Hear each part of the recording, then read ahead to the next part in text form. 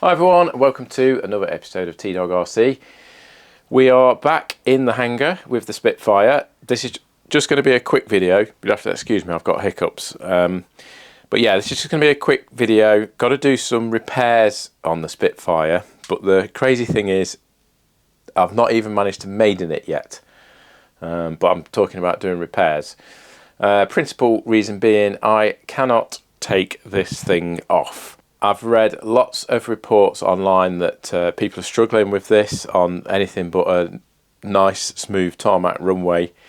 With the undercarriage, they're very fragile, twist around a lot, and I've experienced all those sorts of problems. And I'll just throw a video up. This is the third time I've been down the flying field. I'll just quickly throw a clip up of what happened. I almost thought I was there with it, so here we go.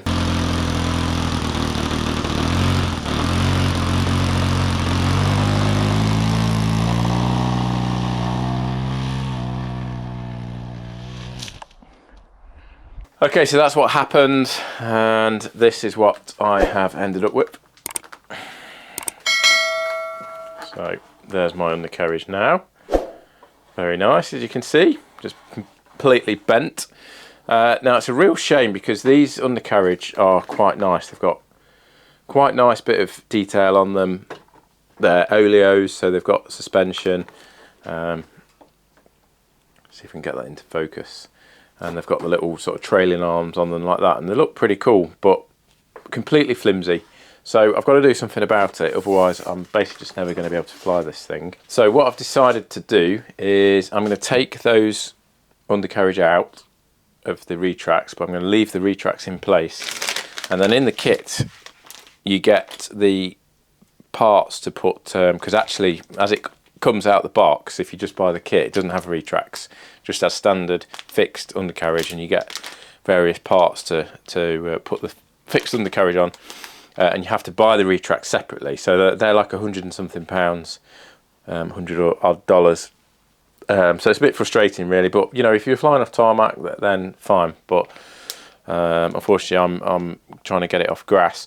So what I'm going to do is take the old undercarriage out, or the legs out, and I'm going to cut these down because at the moment these are bent. As you can see here, these are designed to sort of slot into some wood and fix into some wood. So I'm actually going to get the hacksaw on these, cut them about there, obviously leave this bit on for the wheel. So we're going to slot these in then to the undercarriage, to the retract, sorry, get it all tightened up. Hopefully these will be a lot more forgiving, but also a lot more solid in the retracts. So that's what I'm going to do. So I'm just going to crack on with that and show you that. And what I've decided I'll do, if this works well and I can actually use it on grass with these, what I'm going to maybe do then is get some 3D printed pieces between here and here. And if I make those out of TPU, which is kind of flexible, then you know, just to sort of make this look a bit thicker, so it looks a bit more scale basically, and that should look pretty good. So also a tip that someone actually put as a comment on my one of my build videos for this is I've adjusted the tail wheel, because one of the other things it does which makes it very difficult to take off is it keeps just nosing over all the time. So if it hits a little rut in the grass, just flips straight over. Obviously because I've got an engine, it just cuts the engine out. It's very frustrating. So someone said try bending the tail wheel back. That's what they'd done on theirs, just to sort of lower the tail down, because it's actually quite high out the box. So I've done that here. It was sort of sitting up here somewhere, but now as you can see it's only got a small gap between the wheel and the fuselage, so that should hopefully make a difference there. So yeah, we just got to get the undercarriage sorted. So I'm just going to get these cut down with a hacksaw, and then I'll show you those, how they fit in to the retracts. Okay guys, so we've got the undercarriage finished at last. I'm going to use this just to point things out, but I actually broke my scalpel just carving some of this wood out. So I've got these new ones attached, which is just like piano wire with some collets there, and they're spinning nicely. I've had to Dremel away some of the undercarriage sort of seat material here, because these springs were actually catching on that. But I've dremelled that away, and I've still got this one hooked up actually, so I can show you. So as you can see, that goes in and comes out nicely. Last little job I'm going to do, I'm just going to put some fuel proof around here, because it's sort of all exposed wood, and on there as well, just in case, because it will catch a bit of the exhaust, particularly this side. But yeah, hopefully they will be better than these ones, which I've now basically just taken off, and these are surplus to requirement now. They look very nice, but they're just very sort of flimsy, and just don't seem to tighten up properly. But these are quite tight. You can't twist these at all, whereas the other ones you could, even if you got the grub screws done, you still seem to be able to twist them.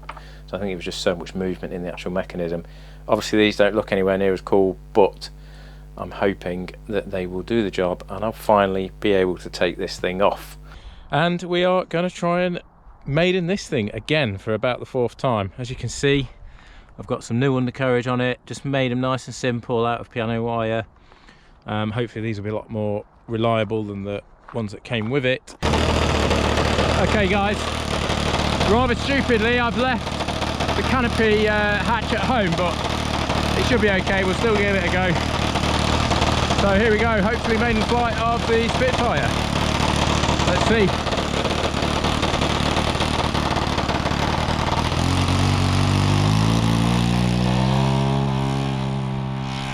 Oh.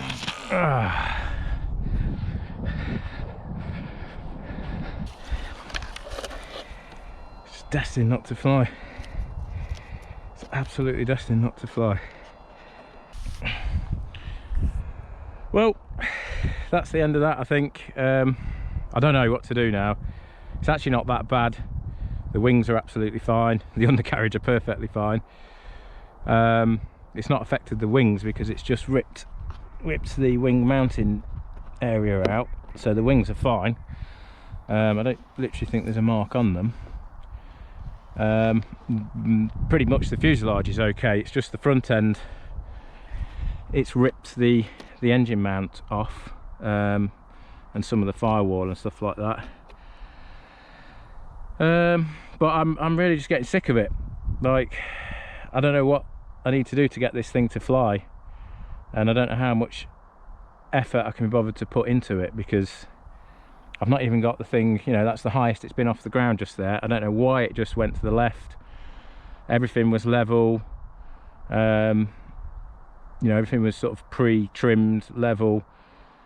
The ailerons weren't reversed. I always check that, so it was nothing like that. The rudder's not pointing in a funny direction, so why it just banked over to the left like that as soon as it took off, whether there's some sort of lateral imbalance and it's just really heavy on the left hand side, could be a reason. But I've never really had a problem like that before with a plane. So yeah, I don't know, I'm just getting absolutely sick and tired of this thing. It's such a shame because it looks great, and like I say, who doesn't want the Spitfire?